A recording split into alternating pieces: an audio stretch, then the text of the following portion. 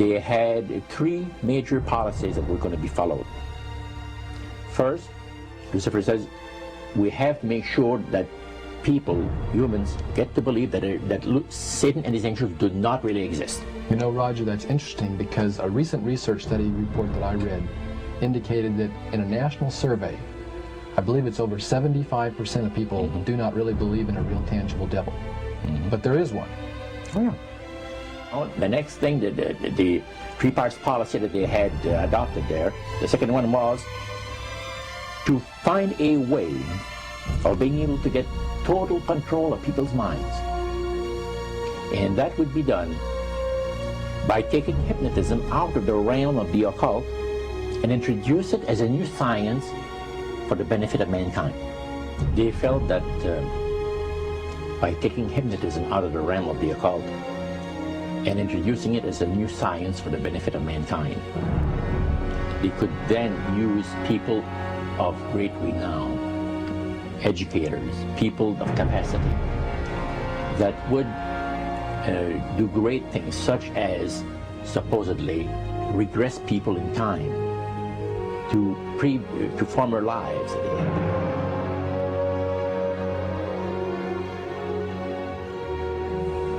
And of course, after the session is over, the person would not know a thing about ancient history.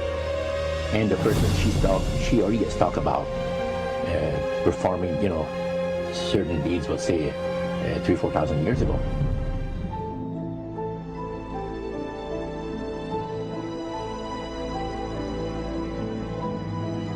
But this was their strategy. Now, what this would do for the thing is this, that it would create in the minds of the general public, solidly set in the mind of the general public, an unwavering trust in that great deception.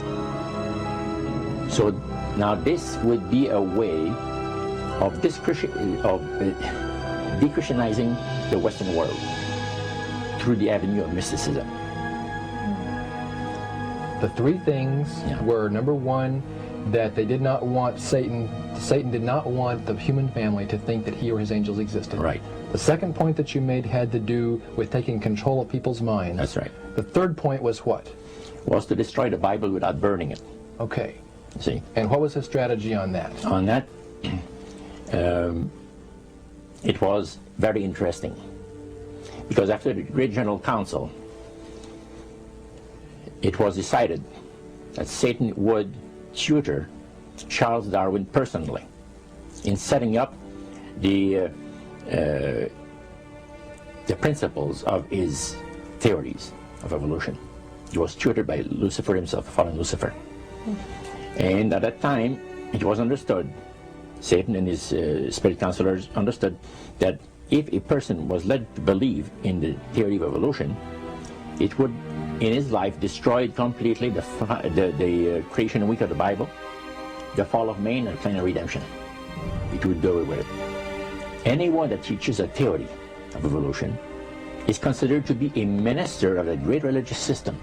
And he said that every teacher of that theory is recognized by the spirits as a person of great value and receives a very special unction from Satan himself, giving great power to induce spiritual blindness, to convince and convert.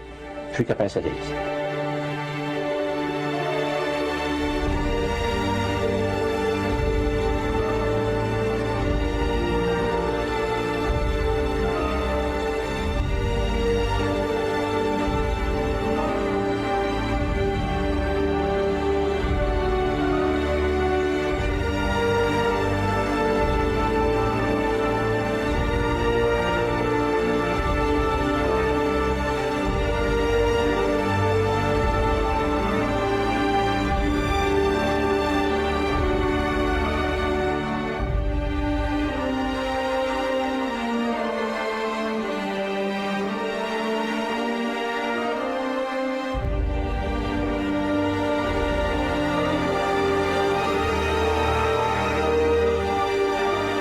This is the grain plane, the master's grain plane. for harvesting the nations, for harvesting the multitudes of the earth into his cause, just before the close of the great controversy between the forces of good and evil. It's going to be done in a unique manner. This grand plan is going to take people are going to eat the stuff, because it says spirits, demon spirits, will declare themselves to be inhabitants of far distant planets in the galaxies that are coming to warn the inhabitants of planet Earth of the impending destruction of the planet unless something seriously proper is done to avoid it.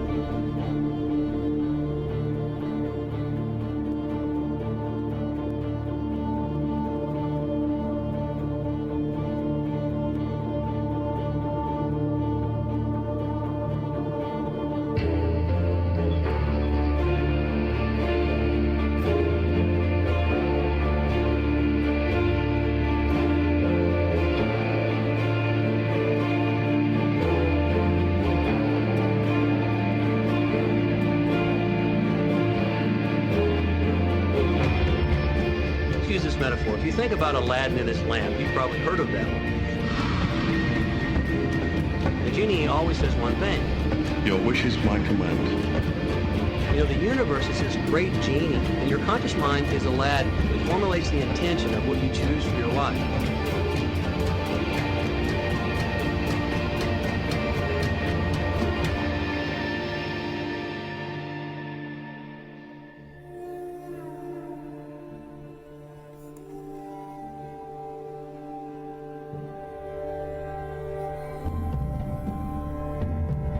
At the very heart and core of all these secret societies lurks the Kabbalah. It is a method of encoding information through a system of mathematics and numbers. These people that belong to the secret societies never dared to write down in any language what they knew, what it was that they were guarding, because then someone could steal it and then the secret would be out. So they took this knowledge and they made it occult through a system of encoding, encryption, one of which is mathematics, numbers. Another is architecture. Everybody wonder, why do they have a fraternal organization called the Freemasons? Aren't those the guys that build walls? You bet they do. But every wall they build contains the secrets that have been kept and maintained throughout the ages, and it's encoded in the architecture and in the measurements of the buildings and in the mathematical formulas used to derive the geometry, the shape, the length and breadth and height of rooms. It's all encoded there.